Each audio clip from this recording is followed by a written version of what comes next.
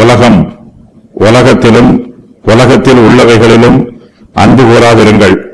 ஒருவன் உலகத்தில் அன்பு கூர்ந்தால் அவனிடத்தில் பிதாவின் அன்பில்லை. ஏனெனில் மாம்சத்தின் இச்சையும் கண்களின் இச்சையும் ஜீவனத்தின் பெருமையுமாகிய உலகத்தில் உள்ளவைகள் எல்லாம் பிதாவினால் உண்டானவைகள் அல்ல, அவைகள் உலகத்தினால் உண்டானவைகள். உலகமும் அதன் இச்சையும் ஒளிந்து போம். தேவனுடைய சித்தத்தின்படி செய்கிறவனோ என்றென்றைக்கும் நிலைத்திருப்பான். கிறிஸ்துவை பின்பற்றுகிறவர்கள் உலகத்தை பின்பற்றக்கூடாது. கிறிஸ்துவின் மீது அன்பு கூறுகிறவர்கள் உலகத்திலும் உலகத்தில் உள்ளவைகளிலும் அன்பு கூறக்கூடாது. நாம் இந்த உலகத்திற்கு சிலுவையில் மரித்திருக்க வேண்டும். நாம் தேவனிடத்தில் பயபக்தியுள்ள அன்புள்ளவர்களாய் இருக்க வேண்டும். தேவ அன்பு நமக்குள் பூரணப்பட்டிருக்க வேண்டும். தேவனிடத்தில் அன்பு கூர்ந்து உலகத்திலும் அன்பு கூறுவது என்பது இயலாத காரியம். இரண்டு எஜமான்களுக்கு யாராலும் ஊழியம் செய்ய முடியாது. மாம்சத்தின் இச்சைகளையும் உலக சிநேகிதத்தையும் நம்மை விட்டு நீக்கி போட வேண்டும். ஒருவன் உலகத்தில் அன்பு கூர்ந்தால் அவனிடத்தில் பிதாவின் அன்பு இருக்காது. மனுஷருடைய இருதயம் மிகவும் சிறியது, இருதயத்தின் பாதை மிகவும் குறுகியது. இந்த சிறிய இருதயத்தினால் தேவனிலும் உலகத்திலும் அன்பு கூறுவது என்பது இயலாத காரியம். தேவன் நம்மீது அன்புள்ளவராய் இருக்கிறார். நாம் நம்மிடத்தில் அன்பு கூறுகிற தேவனிடத்தில் மாத்திரமே அன்பு கூற வேண்டும். உலகத்திலும் உலகத்தில் உள்ளவைகளிலும் அன்பு கூற வேண்டும் என்பது தேவனுடைய பிரமாணம் அல்ல. உலக சிநேகமும் மாம்சத்தின் இச்சைகளும் தேவனுக்கு விரோதமானவை. இவற்றை உடையவர்கள் உலகத்திற்கு அடிமையாயிருப்பார்கள். உலகம் இவர்களை ஆளுகை செய்யும். மெய்யான அன்பு தேவனால் உண்டாகிறது.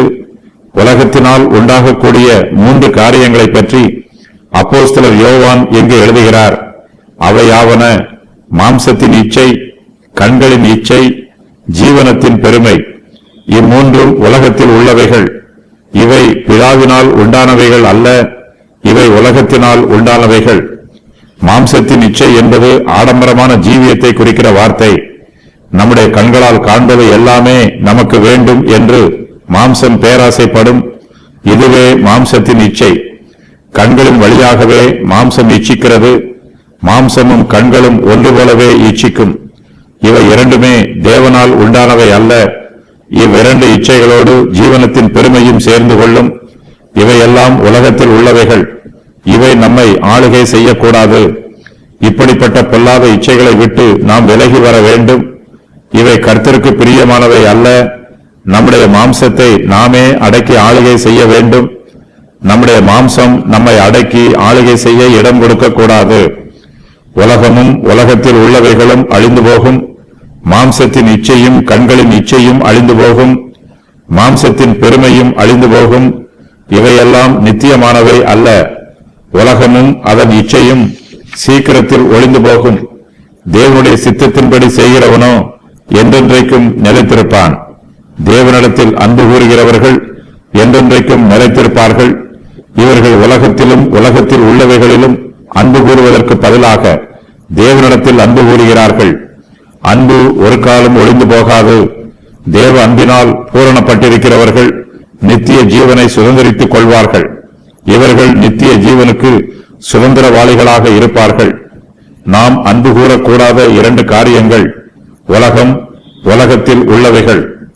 உலகத்தில் உள்ள 3 காரியங்கள் மாம்சத்தின் இச்சை, கண்களின் இச்சை, ஜீவனத்தின் பெருமை. கண்களின் இச்சை, ஸ்திரீகள் மீது இச்சை, விபசாரம் நிறைந்த கண்கள், பேராசை, இச்சித்தவைகள் அனைத்தும், விக்கிரக ஆராதனை, தீமையான எல்லா காரியங்களும். ஜீவனத்தின் பெருமை, சுயநீதி, ஸ்தானங்கள், அதிகாரம், ஐஸ்வர்யங்கள், அழகு, யுத்தம் பண்ணும் வலிமை, சுய பெருமை. தேவனுடைய சித்தத்தின்படி செய்கிறவர்களுக்கு வரும் ஆசீர்வாதங்கள். தேவனுடைய ராஜ்யத்தில் பிரவேசிப்பார்கள்.